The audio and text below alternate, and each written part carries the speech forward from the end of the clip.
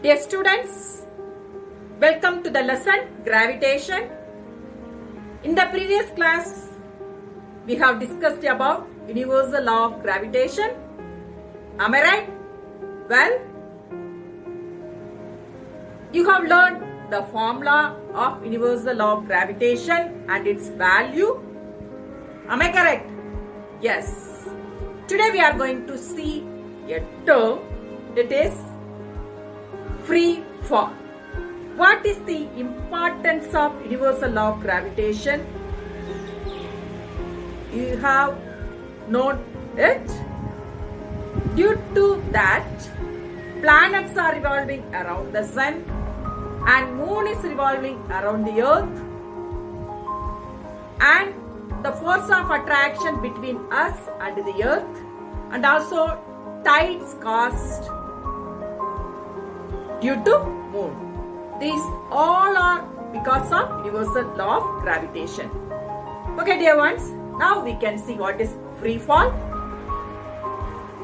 For example, if I am throwing a small piece of chalk piece upwards, what will happen to the chalk piece? It will fall towards the earth.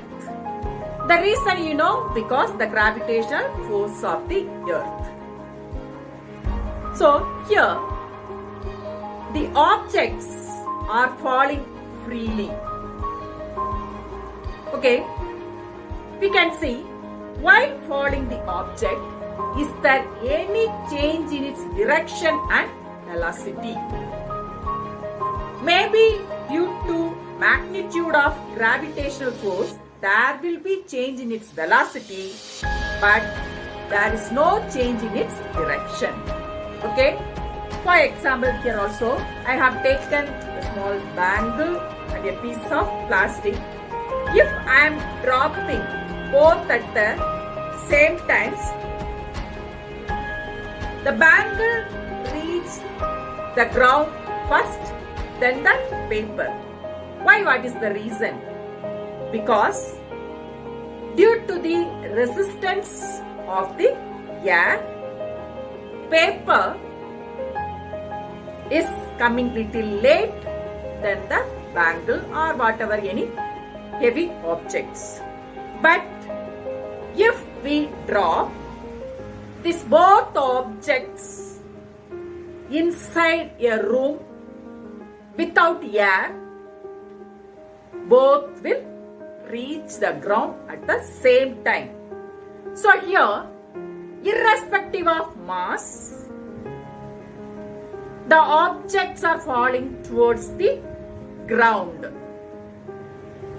But there will be change in its velocity, that due to gravitational force, as I told you earlier. Now here, velocity is involved. So, if velocity is involved, means acceleration is also involved in this phenomena. So here, the acceleration involved during free fall is called acceleration due to gravity. It is denoted by letter small g. Okay, acceleration due to gravity. So according to second law of motion, you know, F is equal to ma. Here, during free fall, instead of that acceleration is involved, because acceleration is none other than the initial average distance between the initial and final velocity, you know. So, instead of A, you are going to insert the term acceleration due to gravity, because the object is falling towards the ground due to free fall. So, I am writing the equation, second law of motion, as mg instead of A.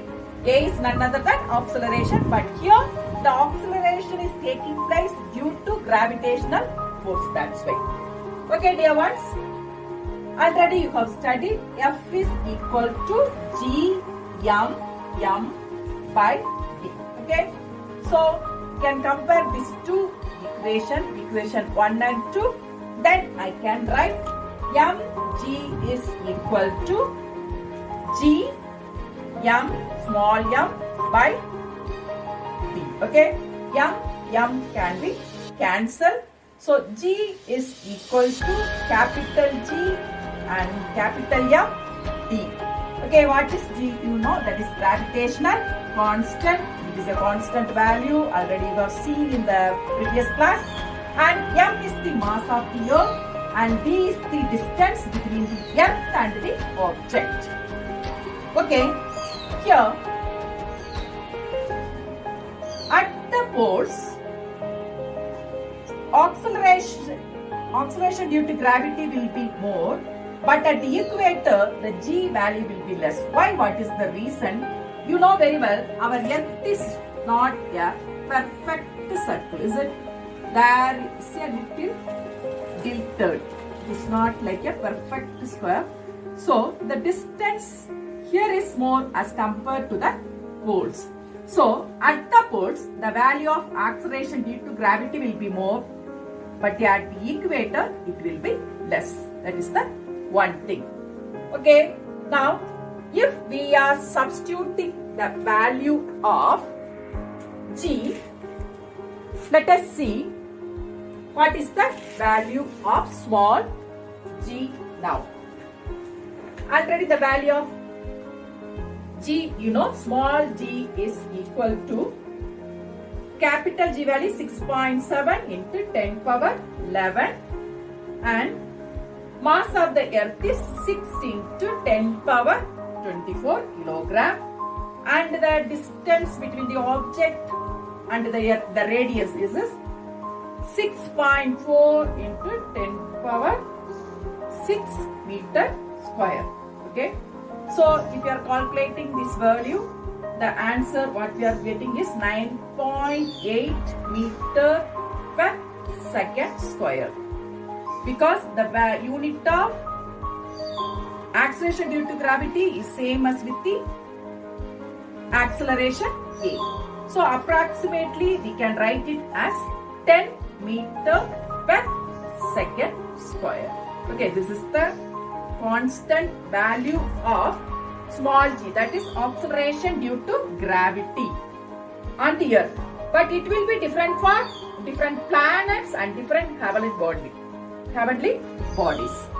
Okay, dear ones, in the previous chapter you have studied 3 equations of motion, is it? What are those things? Anyone else? Yes? V is equal to U plus AT. That another one, S is equal to UT plus half AT square. That another one, V squared is equal to U squared plus 2AS. These are 3 equations of motion. Already you have learned in the previous chapter. Here also, instead of A is none other than acceleration. So we can substitute G, that is acceleration due to gravity. So V is equal to U plus GT and S is equal to UT plus half GT square. Here is a problem. An object is thrown vertically upwards and rise to the height 20 meter. Calculate the velocity and time taken. I have written data given. Distance is, yes, it is given 20 meter and G is acceleration due to gravity. It is minus you have to take because the object is moving up opposite to the direction of acceleration due to gravity.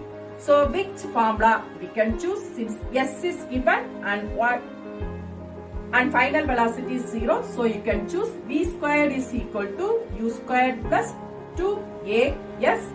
V is 0. That means final velocity means the object is, when it is reached at a certain height, it is at stationary. So it is 0. And U squared here we are going to calculate. And 2 into minus 10 into 20. Okay. Here U squared plus minus 20 into 20. The next step, U squared minus 400. So I am bringing U square, then bringing minus 400 this side, so it is plus.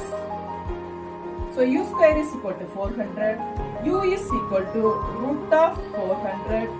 So root of 420 into 20 is 400. So the answer is 20 meter per second. Now we can calculate time. Which formula we can choose? Yes, good. V is equal to U plus A T.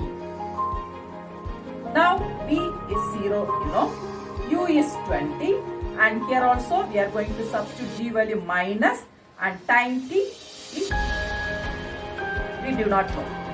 Okay. Then bring minus 10 to this side, so it is plus 10T and 20. So T is equal to 20 by 10. The answer is 2 seconds. Okay, dear ones, hope you understood this problems based on equations of motion, how to calculate initial as well as final velocity or time t or distance. You know equations of motion, 3 equations are there. The one is E is equal to U plus AT. Instead of A, here substituting with G. Another one, S is equal to UT plus half GT square. Another one, V squared is equal to U squared plus 2GS. Hope you understood today's topic, what is free fall, and we solved a problem.